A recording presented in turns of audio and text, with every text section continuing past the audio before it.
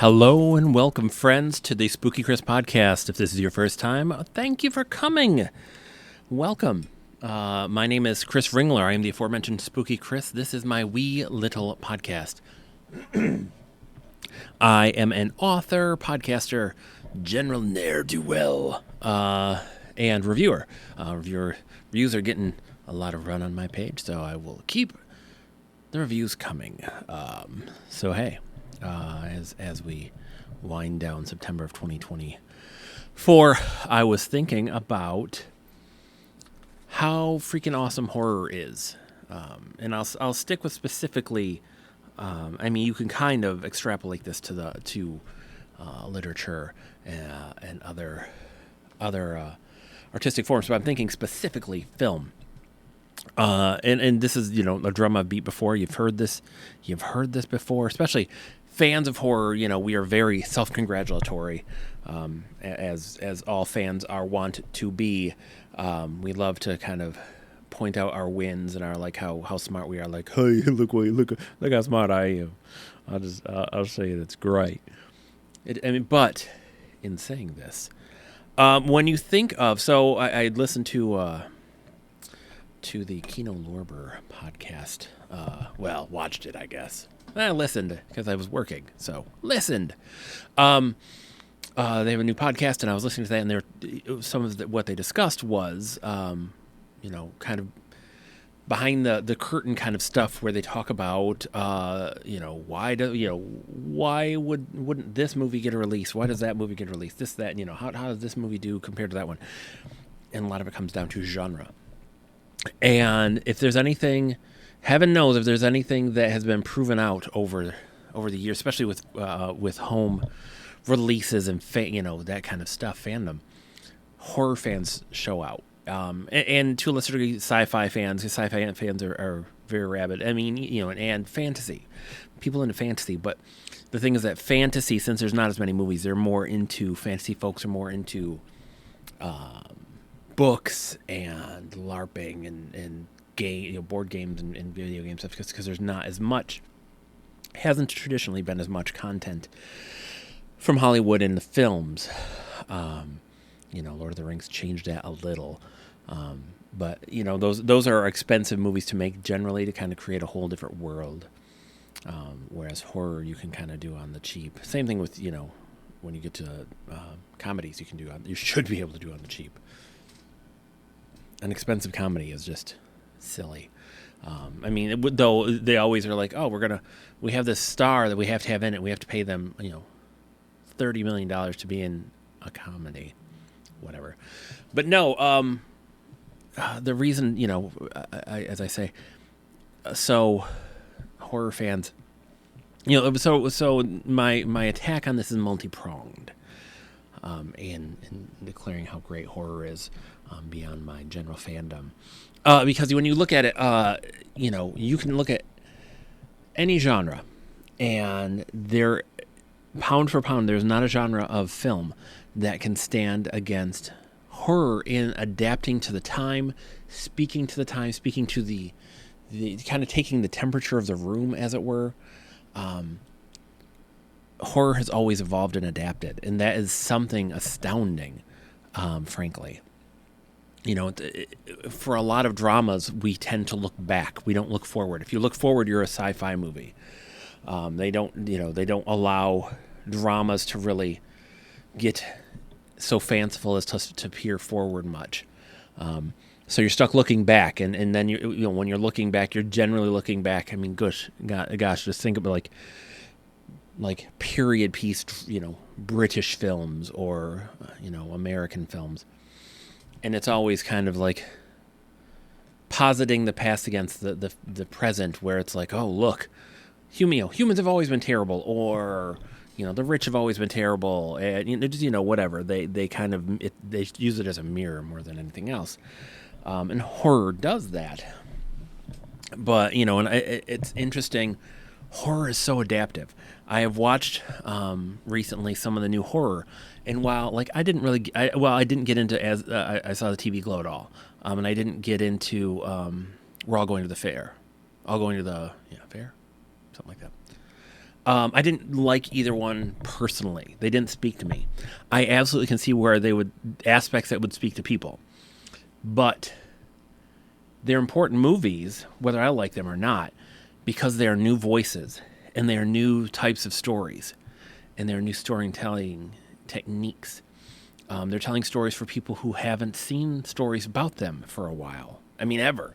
The outsider cinema is what horror has always been about, which is funny because then you'll get the super fans that are like, they only like gore movies or they only like this or that, and then there are the idiots who will be like, that movie's too woke. I don't like it because Freddy all of a sudden is talking about feelings and whatever.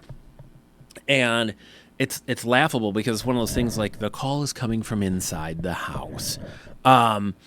Horror has always been what it is. It's outsider cinema. I mean, James Whale was a gay man making Frankenstein, a Bride of Frankenstein. He was using religious imagery in the background of Bride.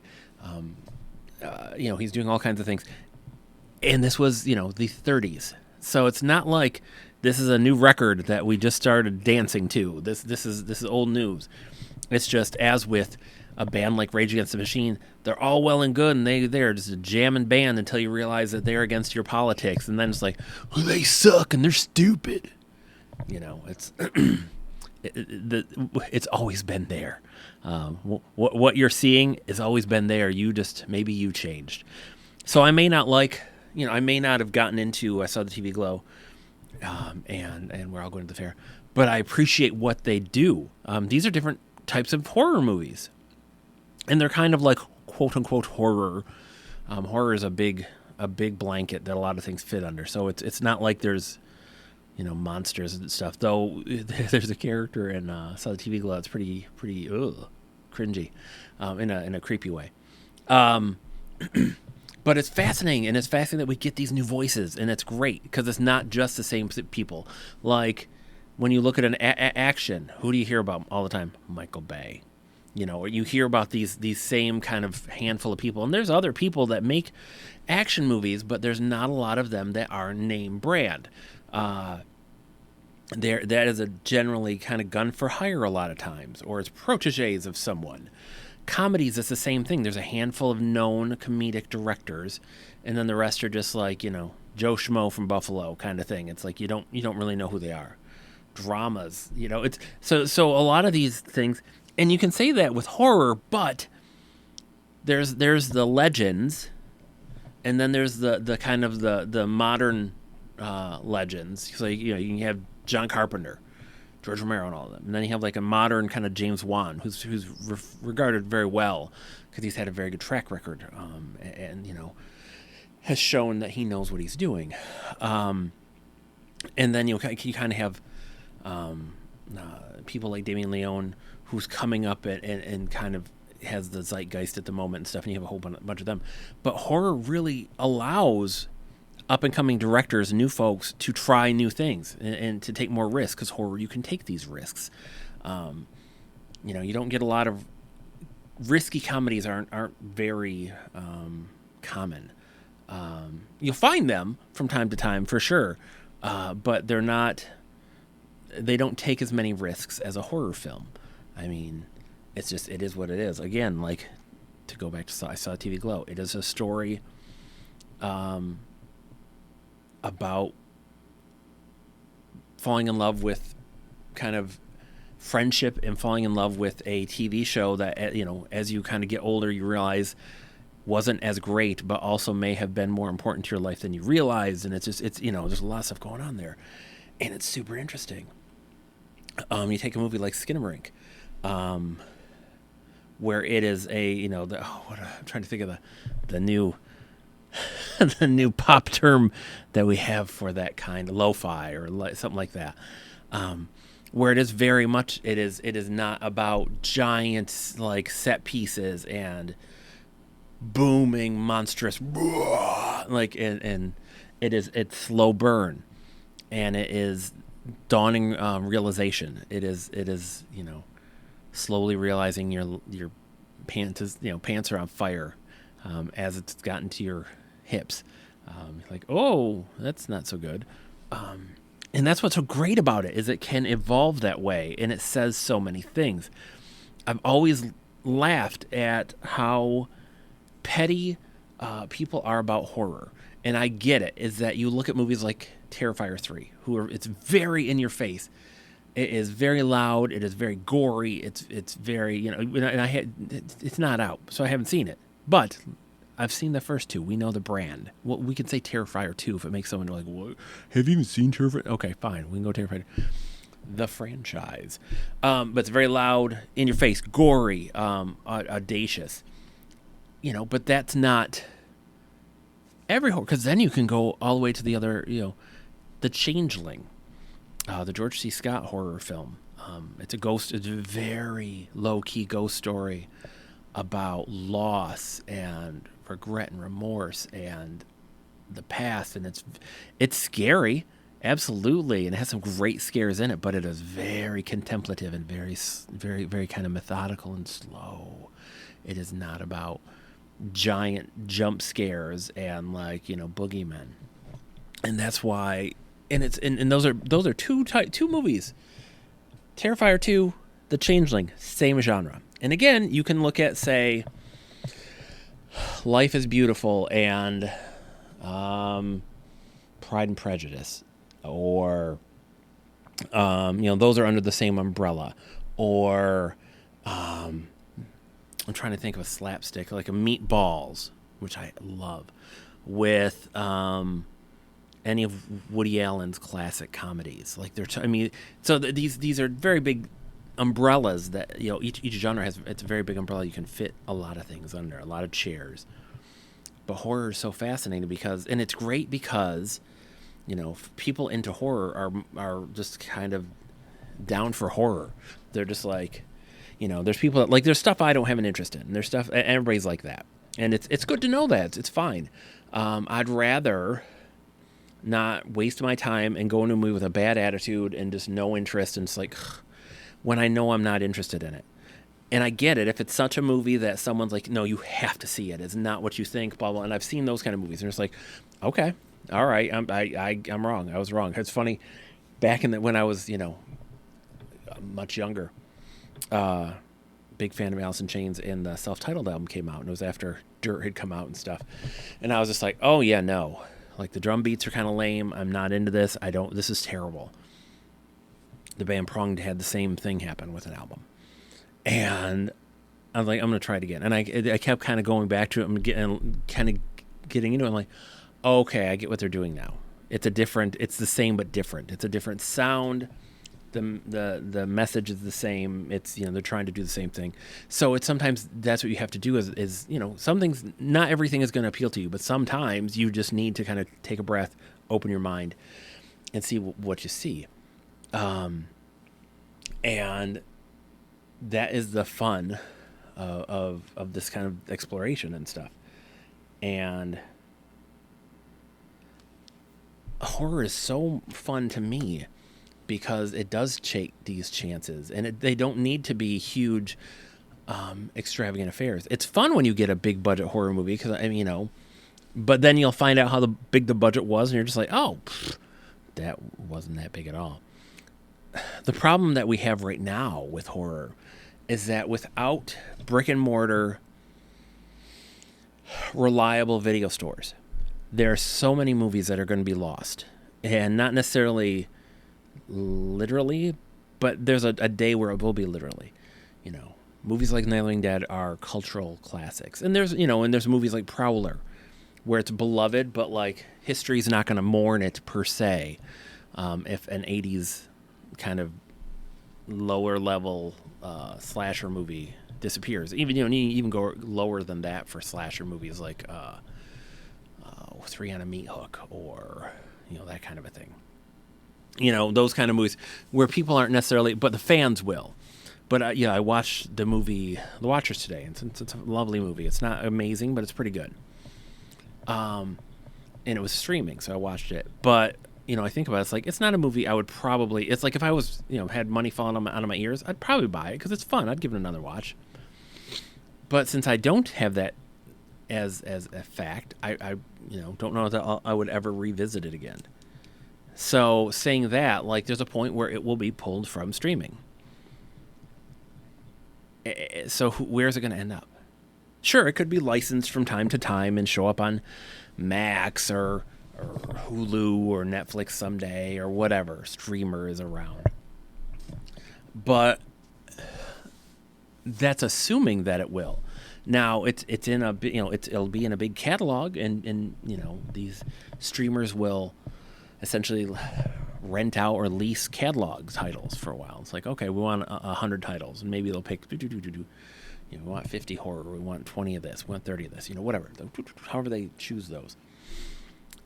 But, and this is, so part of this is a reflection on the movie The Watchers, in that I don't know if it's so good that there's a ton of people that are going to rush out, kind of like Underwater, which I really, really like, and I do have. But these movies that aren't gonna blow your socks off. But when it's Day and the Sun is gone, I don't know that people will see it anymore. Gosh, I'm trying to think of Last Exorcism movies. Both are, the first one's great. The second one's pretty good. I'm sure they have streamed, but they are not regularly streaming. Same thing. A lot of these horrors. Some of them will show up on Shudder from time to time, and I don't have Shudder at the moment, so I may be speaking out of my elbow. Like, these could all be on there, but the first one was very well regarded and did very well. Obviously they made a sequel, but like, is the sequel gonna turn up a whole lot? Like the first one may, but is the sequel gonna pop up on cable a whole lot, or streamers a whole lot? And while video stores kind of, again, we evolved past them, but that was the great thing about video stores, is you would go in and you would find these, like, oh my God, I never knew they made a sequel to this. Or you're browsing shelves and you're like, oh, that looks interesting. And you'd end up watching stuff that you might never watch before. And, you saw a lot of trash. But you see interesting things, like The Boy 2. Boy was, very well regarded, very fun movie. The Boy 2, not as great, but still fun, and it went in a different direction. And I love the heck out of the fact that it went in a different direction. I think that's great. I kind of like the second Sinister movie for the same reason. And it's the same, but it kind of took things in a little different direction, and I love that. I love when franchises will do that. That's why I love Friday the 13th Part 5 so much, is that that's some guts to say, oh no, we're going to make a whodunit, and Jason didn't do it. Like, that's great. Like, that's just fascinating. And it's a sleazy movie, but it's a fascinating riff on it. Same thing with Friday 7. Even Friday 8, he goes, or 9, where he goes as if I'm not a fan, Jason X, when he goes to space. Just like, they did weird stuff. And again, there's a point where you have to, or it's just going to be the same thing over and over again. But I appreciate that they kind of took a little bit of a risk. Sometimes these work and sometimes they don't. But without streaming, there's a lot of stuff we're going to lose, or not without video stores. And there's just, streamers are so, there's a point, see, it's funny because I remember, 10 years ago, maybe a few more years. It's been a minute, but we had streaming Netflix, and I remember watching a movie called Torture Vomit Dolls on it, and it's I fast forwarded through it. I was curious. There's that, and there's all Scream Queens Must Die, and it was by Billy Zabubba, or like this low tier Z-grade director that makes lots of horror gore sleaze, like very, frankly, kind of misogynistic sleaze. And there is a market for it, and there is an interest, and they were on Netflix for a hot minute. Much like, and I'm curious now, on Prime, Amazon Prime, I remember seeing like Blood on the Blacktop and another one, like these 50s, 60s movies, like kind of like safe driving warning movies, and they were essentially like kind of like Faces of Death gory. I literally had to stop watching the one because I was like, no, I don't want to see people that have been burned to death in a car accident. Like, I'm good. Like, I did not know what this was. I was like, this is a little bit much for me. But yeah, it's like that was the two Torture Vomit Dolls and All Scream Queens Must Die were on Netflix streaming. That would never happen now. Netflix is a respectable business now, so they'd never do such a thing.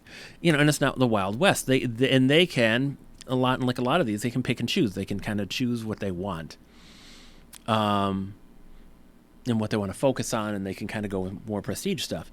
So a lot of this lower tier stuff, and there's fans for everything. And you know what? It's awesome. Unless the stuff's illegal, let there be fans. If there's fans for that like gnarly stuff, hey man, if nobody's actually getting hurt, cool, go do it. I know lots of independent film directors that do kooky stuff that is out of the mainstream and that a lot of people would raise their eyebrows at, or just like, ugh. But it doesn't make it bad, and it doesn't make it invalid. I write stuff that most people aren't going to have an interest in, but that doesn't mean that there's not someone out there that's going to be like, oh, it's pretty cool. And there's room for all of it, and there should be. But the crummy thing is that because everything is moving to streaming, you either have to physically pick up these things, which there's so much stuff that's, again, it's kind of wishy-washy. You're like, or you have to take a chance on, or you have to hope it hits a streamer. In 3 years, is Watchers going to be streaming? I don't know. I don't know that for sure, especially because we don't know how streamers are evolving in weird ways. Like, it's funny, I was talking to a friend. It's funny to me that when you look at the classic era of, network television stuff, they did movies of the weeks. They did movies all the time. They did miniseries. I don't know why streamers can't pick, like, don't pick out the good things that worked for network TV and are like, nope, we're going to reinvent everything. Like, we're going to release our movies all in one, or our shows all in one day, so that Stranger Things comes out today and everybody's already finished it. Stranger Things is gone forever, and people finished it in 8 hours. Like, it's kind of like going and just like eating, like gorging yourself at a buffet, and then like, what's that taste? Was it good? I don't know. There's something. It's fun. Binging is fun, but there's something to be said for enjoying the meal, as it were. But streamers don't need to make, and God, you see this so often. Like, oh hey, let's make a $300 million action movie for Netflix. Like, no man. No, like, treat it like these lower tier movies that are just whatever movies that are lower budget. You can bring in younger directors, you can bring in new actors, and then you have your prestige stuff that you're like, we're going to spend some money. You can do miniseries. Like, you can do all of the stuff that's been done classically and back in the day and was effective. And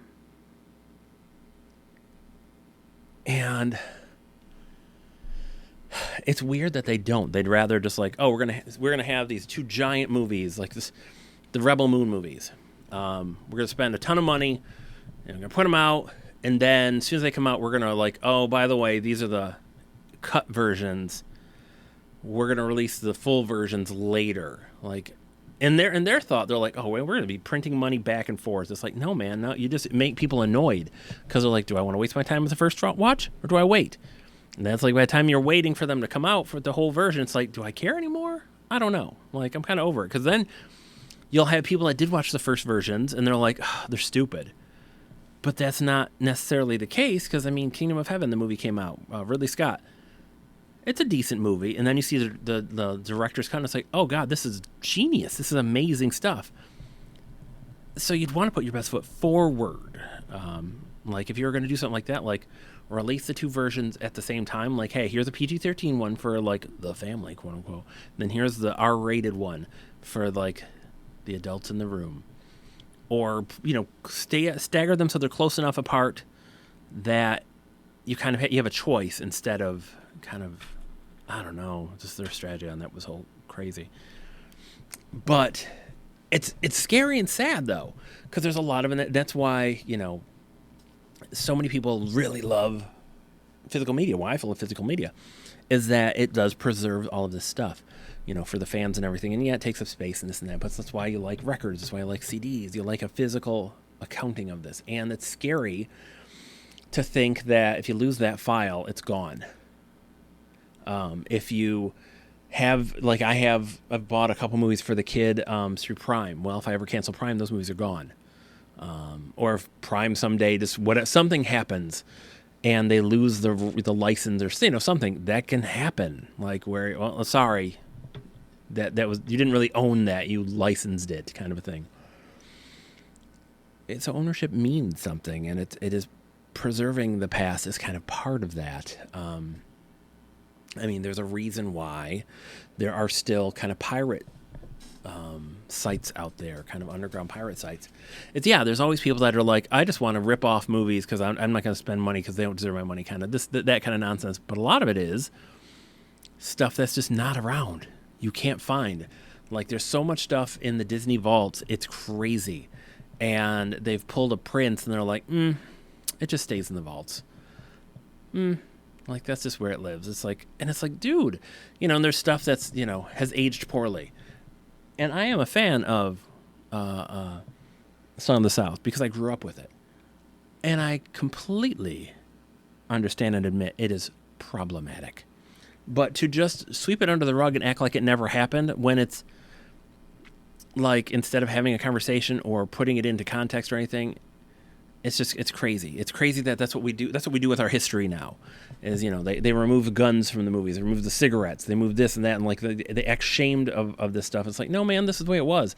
I get it if it's there's certain things that you're like, oh, but I mean, back of the D.W. Griffith movies, which were very racist, like, they still have a place because it was like that epic filmmaking and stuff. It has a place. It needs to be seen. It just needs to also have context. Like, well, we don't think the Klan is great. Like, just so you know, back then, I guess it was a different time. And just erasing history like that. And it's sad because we are going to see a lot of history lost with music and, So someday if somebody screws the pooch on Spotify and Spotify's gone, then, where's the next streamer? And it's, it's like, it's all of this stuff is so ephemeral and it's scary. So on one hand, it's great that there's so many new voices, so many exciting voices, so many things being said and shown that weren't being done before. Like the LGBTQ plus IA folks deserve a place at the table. They deserve a voice. They deserve to see themselves on the screen. Everybody deserves to kind of see themselves in this stuff because it speaks to everyone. And it shouldn't just be any kind of genre, but like specifically, because genre has embraced the outsider so long. And if we're going to treat people like outsiders, then they deserve a place, beneath the tent. But you get worried that we're going to lose this stuff in 5 or 10 years, where it'll be, again, and I picked Watchers not to pick on the movie because I enjoyed it. But as a modern movie that did okay, but that's not like a modern classic. It's not trash, and it's not a modern classic, so then what? The Terrifier movies will have, if nothing else, a legendary status in a few years where people are like, oh man, did you see those? I saw, it was great. Like when I was a kid, you heard about Cannibal. Well, first you hear about Dawn of the Dead, but then like Cannibal Holocaust, all these movies where you kind of had to see as a dare, kind of like, oh my gosh, have you seen that stuff? And we get excited, like, oh well, kids aren't going to be scared by the same stuff and this and that. It's like, of course not. Like every fear changes. Horror changes and needs to change, but that doesn't mean they can't appreciate it. Like, in 15 years, our kid's going to look at Babadook and go like, oh, that's scary. Even today, like a lot of people are like, that's so stupid. It's funny. I worked with these kids, these guys, idiots, at a mall. And, it was after I'd seen Blair Witch and I was just proselytizing about Blair Witch. So I was like, oh, it was stupid. I was like, what's your favorite horror movie? Nightmare on Elm Street. And I'm like, okay, cool. Which one? Like, because here's the thing. First one's great. Second one's interesting. Third one's great. Fourth one's okay. Fifth one's bad. Like, Freddy's Dead's bad. So it's just, I don't know. I'm like, and it's too easy to say a major classic to me. It's like, of course, you can love Frankenstein. Of course you can. But like, dig a little deeper. Go a little off the beaten path and just kind of find something different that like, oh no, this is what you should see. Because that's more fun to me, is this the the stuff that people haven't seen that it's like, oh no, you really need to see this. This is great. Like Mungo had become that for me for a while. It's just like, hey, oh man, no, you need to see it. It's really, really good. So I hope that we don't lose this stuff, that, you know, streamers kind of get their heads out of their rumpuses, and maybe over the air places, you know, because it's funny too, because you'll see a lot of horror during this time of year. Like they have the 28 days, 31 days, whatever amount of days of horror movies, but it's like, again, they're getting cataloged, so it's the same 20 movies. Like, hey, do you want to watch Halloween 4, 5, and 6 17 times in the month of October? Hooray! You know, it's that kind of stuff. Like, do you want to see Friday 13th 2, 3, and 4, or, you know, 4, 5, and 6, or, you know, it's weird because, like, in once in a while you'll see like, oh hey, we have the first 4 Halloween or Friday 13th, or, you know, you'll see like a bundle like that at least makes sense. Like, okay, we're getting at least the first movie. But like a lot of them, it's just random. It's stuff, and it's kind of willy nilly, and you know, it's just a drag. It's a drag that we've come to this. You know, not that TV in the back of the day was the best, because you're getting heavily edited versions. That's how I saw Friday, or just mixed up. Halloween 2 was an over-the-air broadcast, which is funny because it has like a different ending. Like there's 2 big scenes that are vastly different in it, and it changes the movie. It's like, oh, huh. But at least you could see it, and kind of, if you fell in love with it, you're like, oh, well, I need to track that down. And you're not even getting that opportunity in a lot of cases, so I don't know. We'll see what happens, but I'm excited for, you know, in many ways, the future of horror, because there's so many young voices out there, and they're getting support. And I love that horror. That's what I mean. This is why I love found footage movies. It doesn't take a big budget. It takes big imagination, solid writing. Generally need good actors, and you don't need a lot of sets. Like you can do these things on lower budgets.